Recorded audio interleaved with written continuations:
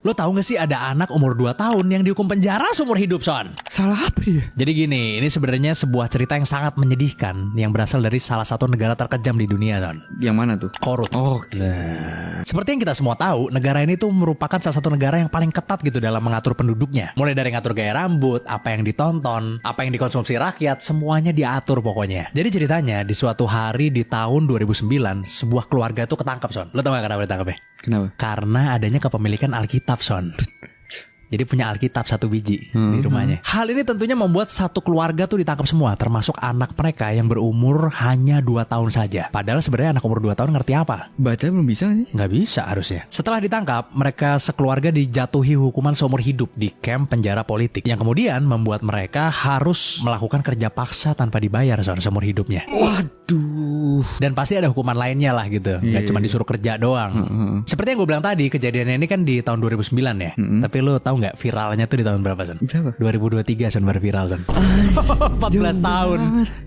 Itu juga bisa viral gara-gara munculnya laporan dari International Religious Freedom Report di tahun 2022 yang dirilis sama Departemen Luar Negeri Amerika, Son. Yang kemudian dikutip oleh banyak artikel dan kemudian menjadi viral 14 tahun setelah kejadiannya. Karena kan kita tahu sendiri ya, negara tersebut tuh sangat menjaga informasinya gitu, jangan sampai keluar dari negara itu gitu kan. Jadi ternyata di negara ini tuh nggak boleh punya agama sama sekali, Son. Kalau sampai ketahuan nih, misalnya kita lagi sholat atau lagi megang Alkitab, itu kita bisa dipenjara langsung, Son. Kenapa bisa begitu? Karena agama itu dianggap sebagai ancaman langsung terhadap ideologi yang dianut sama negara ini, Son. Yang kebetulan dibuat oleh penguasa Korut yang pada saat itu adalah Kim Il Sung, Son. Ideologi ini bernama Juche. Di mana dalam ideologi ini pemimpin negara itu diperlakukan sebagai pusat dari pemujaan, Son. Dianggap Tuhannya lah kasarnya ya. Nah, agak mirip-mirip sama Tuhan lah ya kalau misalnya jadi pemimpin di sini gitu. Jadi ya pemimpin di negara ini menganggap Tuhan itu sebagai saingan mereka, Son. Iya. Kan lo harusnya muja gua, kenapa lo malah muja yang lain? Nah. Dan mereka juga menganggap bahwa agama ini bisa menjadi oposisi yang terorganisir. Contohnya kayak di sejarah dulu, gereja Katolik di Polandia itu kan banyak melawan paham komunisme pada masa itu. Nah, dia takut ini kejadian lagi di negaranya dia gitu.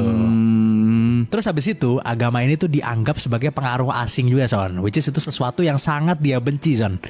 Dia nggak mau ada pengaruh dari negara lain maksudnya gitu kan. Iya. Walaupun sebenarnya negara ini itu sudah memiliki warisan agama gitu, Son, sebelumnya gitu. Sampai akhirnya Kim Il Sung naik di tahun 1948 dan menghapus semua sistem kepercayaan yang ada di negara tersebut. Oh gitu. Awalnya udah ada Buddha, Kristen, sama Konfusianisme, Son. Ada 3 tuh agama warisannya. Tapi semuanya dihilangkan oleh Kim Il Sung pokoknya. Jadi pertama kali gue dengar tentang kisah ini itu gue miris banget ya, Son, ya. Karena ternyata seorang anak itu bisa dihukum seumur hidup karena keluarga itu memeluk sebuah agama yang tidak disetujui oleh pemerintah, Son. Gila. Gue pengen dengar tentang pendapat kalian.